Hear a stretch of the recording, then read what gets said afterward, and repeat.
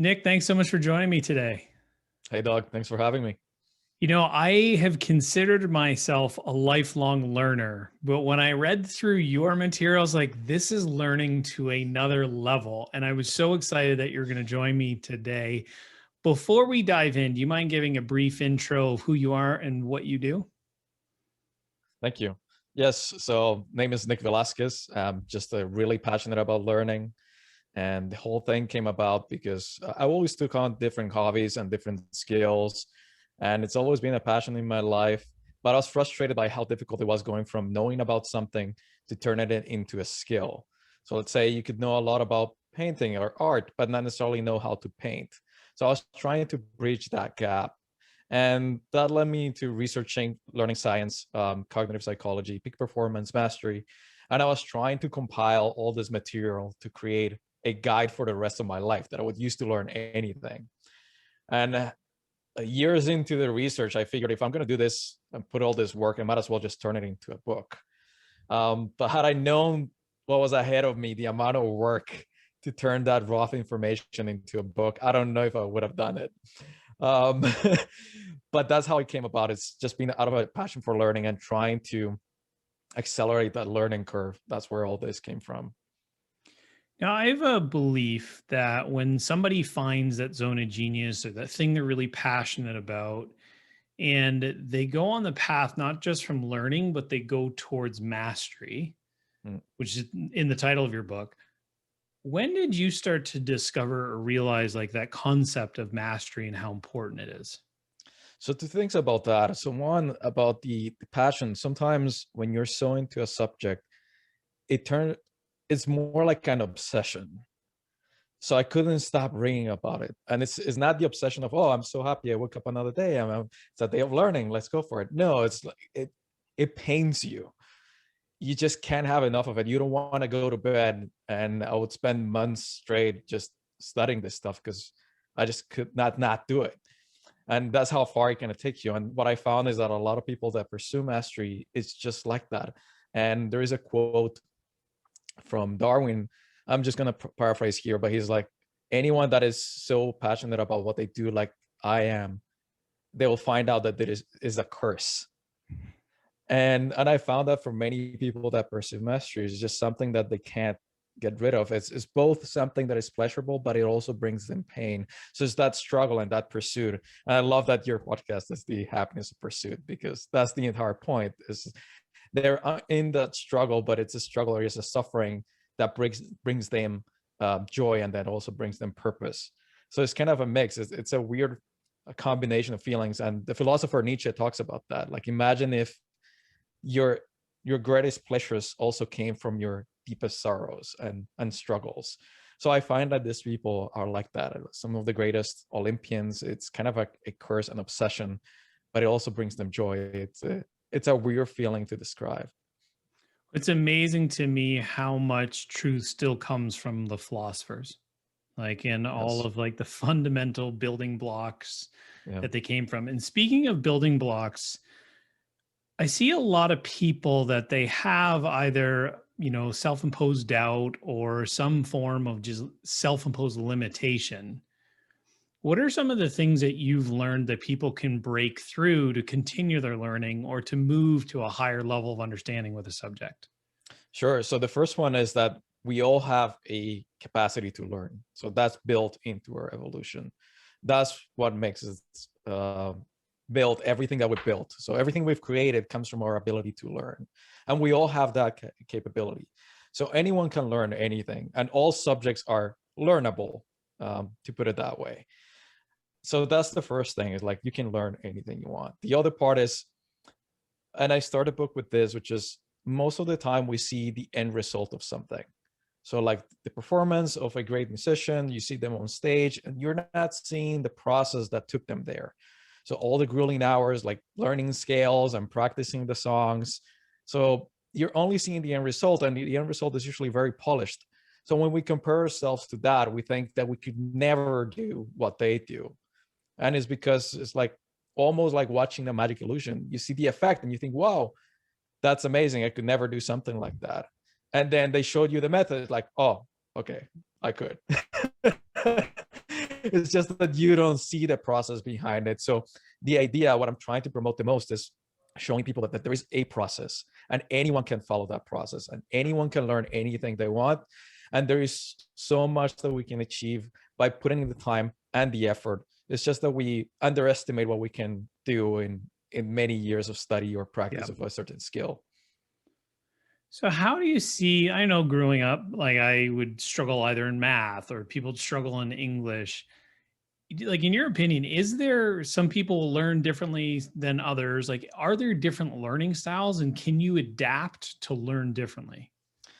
So the theory about the learning styles has been debunked. So most of it comes from quote unquote experience in the classroom, but not from rigorous testing. In a way, we can't really dismiss them because we don't know if some of it will hold true or not. But as of today, we don't have enough hard evidence to say, yes, this is how it is. Like that idea of like, I'm a visual learner or an auditory learner, that just doesn't hold up.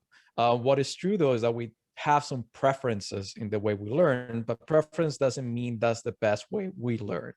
So other things such as prior knowledge and how interested we are in the subject, how much attention we put into it, that plays a bigger role in learning. So most likely for people that either struggle with math, let's keep the math for an example, maybe they just don't have an interest in the subject. So it's harder for them to learn those things because they just don't see the use, they don't see how it's applied. That's a different thing. Sometimes in school and university, we're taught these things very abstract. We're not told how to use them. So when we're trying to learn something that abstract, is basically just drilling it into our memory without seeing a path forward. That makes learning much harder. So if we don't know what we're trying to do, that's really difficult. So that's part of it. We can't deny that some people have a facility for certain subjects than others. So think about it as some people have the equivalent of what TOEFL is for being a basketball player, but they have it on the cognitive side. So we can't deny that some people have facility for certain things and mental skills and just maybe with numbers, but within the realms of kind of the general population, anyone can learn and become better at anything they want. It's just takes practice. That's amazing. Do you remember, like in your journey, when it clicked that learning, performance development, when did that all start to sink in and you realize, like, this is my thing? This is the thing I'm going to dive into? I don't know what it was, like I said. So I was always taking on new skills and I got frustrated by how long it took to learn anything. So I was just trying to optimize the process. The goal was not to become a better learner necessarily, it was to learn the things I wanted to learn. But then you have to take that step back and say, okay, I don't know how to learn effectively. So let's take care of that. It's like, for example, someone saying, I want to read a certain book, but first you got to learn how to read. So maybe the passion is not learning how to read. There is a specific book you want to read, but you need that mental skill of reading because so you can read the book you want. So it was kind of that way. It's like I need to become a better learner so I can get better at playing guitar, so I can get better at all these other things that I'm picking up. So it's kind of like that, but not going too deep into it. When my high school and middle school were different from all the other ones. So we didn't have teachers, we had tutors. So what that meant is we would study on our own with the study guides, and the tutors were there just to answer questions. So learning was always a process of discovery. It was not lectures or anything. It was something that happened like on your own. I was reading books and reading these materials and then learning the subject. So I was my own teacher in that sense. So that kind of instilled in me this passion for learning because it was discovery, it was not something imposed. And later on, I was never afraid to pick up a book on any subject. I didn't need a teacher because that's how I learned everything throughout my life. So I think this school also gave me this passion for learning and just seeing it as something enjoyable, even though it was difficult at times, but not something that it's a drag or that's imposed on you and you just have to get a grade. So it was from a different perspective. And I think that changed everything. Sometimes just the way you approach something, the mindset you have towards it, it makes all the difference. I think mindset in general, everything I've looked at, whether it's high performance like athletics, business, entrepreneurship, I see Yeah. that common trait of mindset being like the big differentiator. What have you learned in your approach? Because the common theme I keep hearing from you is how much like mindset and being motivated to learn a subject. How much has mindset made an impact as you go through different stages of learning, or even for you as you've learned all of the different things that you've come across in your life? So a couple things there. First one, and this is from the book Mindset. It's a great book. I recommend it if some people haven't read it. So it just talks about the difference between a growth mindset and I believe is a limited mindset, or so Fixed. the idea is Yep. fixed max mindset. Yes, correct. So the idea is that if you have a growth mindset, is if you think that you can get better at something through practice or perseverance, or where Angela Duckworth calls grit. And then the fixed mindset is the idea that you're born with certain traits and you can't really do anything about them. So when we have that belief that, oh, I'm just not good for that, then that's going to keep you stuck. It works as a negative placebo effect. It's called the nocebo effect. So if you think you can't, then you're putting this barrier in your mind. But if you think, if I can put in the time and the effort, then I can get better. And that pushes you to do the work. So that's the first one. The other one is, for many people, especially for adults, we're used to doing certain things really well now because it's been years we've been doing them. So when we take on a new skill and we realize we suck within the first week, it's not a good feeling. And we think, oh, maybe I'm just not good for this. It's like, no, you haven't done it for long enough. We forget what it is to go through the process. We forget what it is to start something from scratch and then having to struggle for those, maybe the first month when you just really have no clue what you're doing. So then they attribute it to, oh, I just don't have this in me. I'm not made for this. And that's a shame because it's pushing away people from maybe some hobbies that could be lifelong companions, something they could really enjoy. And also, some people go really fast through the beginning stages, but then slow down later. And others are very slow at the beginnings and then speed up later. So a fast or a slow start doesn't determine how far you're going to go. And that's another mindset you need to have. Like, oh, maybe I'm struggling through this first few pieces because it's really new to me, but then maybe I'll be going faster later on. And you have to also make the distinction because we compare ourselves a lot to others. We don't know what they learned in the past. So if I'm taking on the cello and I'm with some other students and I see someone doing really well, it's like, wow, that person has it, I don't. Maybe that person play guitar, so the finger dexterity is already there. So if it works like a scaffolding, everything that we learned before is going to help you learn the new things. And some people rarely learn things that are going to help them in that new skill. So that's another mindset that we need to change. Like, we don't know what these people have been through, and I'm just in my own journey. And I don't know if maybe the beginning is slow, but later I'm going to speed up. So it's trusting the process. And that's one of the most important mindsets to have, is like, I know the process works. I know I can learn this. I know I can get better. Just go through it. That's one. The other most important mindset is the long-term commitment. You want to do something for a month or two, you're not going to get too far. So you have to be committed to saying, I'm going to do this for a couple of years, maybe 2 years, maybe a year, depending on the skill, and see where it takes me. So yeah, those two are really important for pursuing mastery. I've heard Jocko Willing talk a lot about embracing the suck. Like, just knowing, like, when you're trying Yeah. to acquire a new skill, it's incredibly important to understand how hard that process really is. So I'm glad you brought that up. And there's something else you talked about that I wanted to unpack in there, and that was the length of the journey. Were there any Yep. skills that you acquired or things that you did that surprised you how long they took? But when you look back, you say, as you acquire all these new skills, like, they accumulate in just increasing your value. Like, so they're all building blocks of who you become. Were there Mm. any skills that you acquired that surprised you how valuable they are now? Yes. So I'll address two things. The first one, when you said for the Jocko Willing, the embracing the suck. So that's another mindset. And I see the people that learn fastest are the ones that are willing to make mistakes and fail and embarrass themselves and all these different things. And I had it learning languages.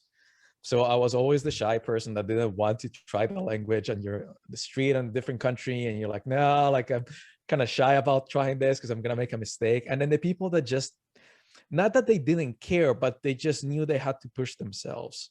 There are some that really don't care and they also move really fast through the process. And then the other ones that say, like, it doesn't matter that I make a mistake. Yeah, it feels bad, but I'm still going to do it. Those are the ones that move really fast and learn the language very quickly. So that willingness to make mistakes, that's another mindset. Like, understanding that everyone makes mistakes. That's the process. We tend to forget that people, let's say like Mozart, they also made mistakes learning the scales and they had to start somewhere. at the basic scales. It's not that they were born playing these amazing symphonies. No, they had to go through the process too and make tons of mistakes along the way. So that's one, embracing mistakes. And going back to your question about what skills turn out fundamental and which ones I found really hard, I think learning guitar is the one that I've spent the most years on.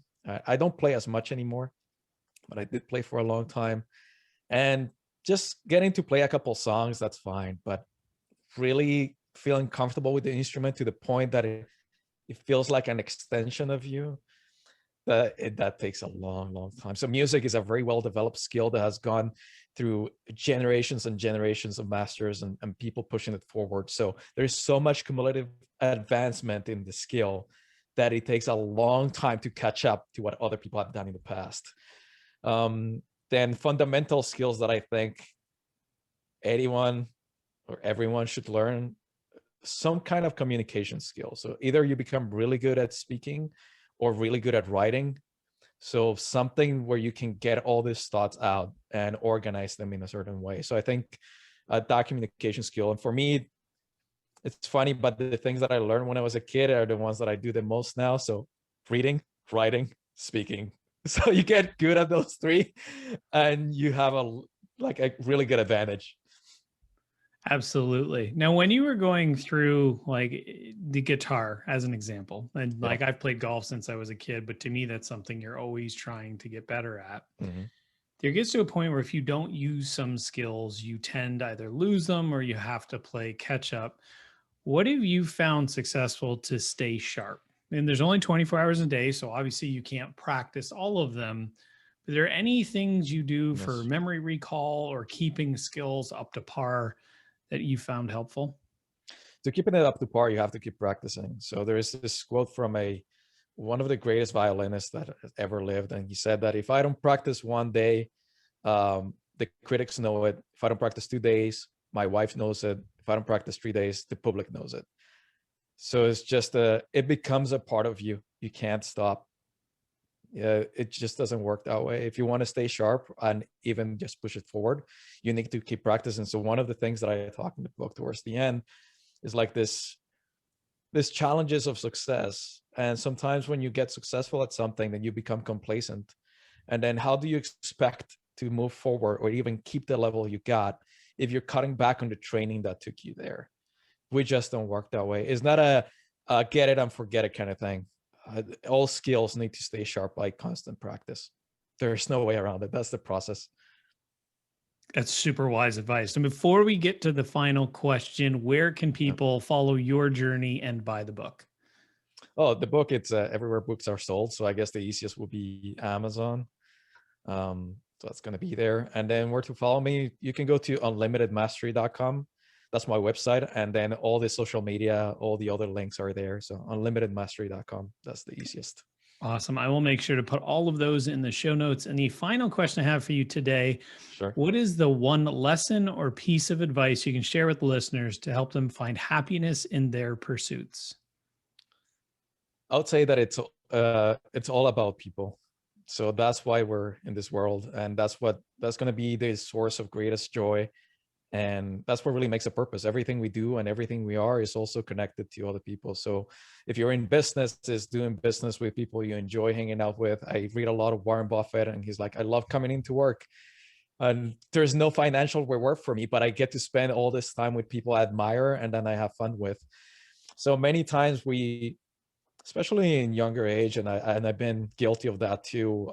I used to see business and other pursuits as just very mechanical and just being me against the world, and just I need to learn this marketing. And then as I'm growing older, I just enjoy being with people that I have fun with, that it's fun to be around, it's nice to talk to them. So I try not to go into business where I don't find people like that, even if there's less money to be made. That brings me a greater joy. So it's really all about people, and just make sure that you surround yourself with people you like spending time with. That's going to be what matters most. On that last note, I love this quote from Christopher Hitchens, and he said, "The bad thing about growing old is that you can't make new old friends. So old friends can only be made through time. So make sure you keep up those relationships and straighten them. That's what's That gonna is bring you the most satisfaction in life. that is epic advice right there. And I can tell you firsthand, just from all the people I have around me, that like the people are what makes everything matter. Yep. Thanks so much for joining me today, Nick.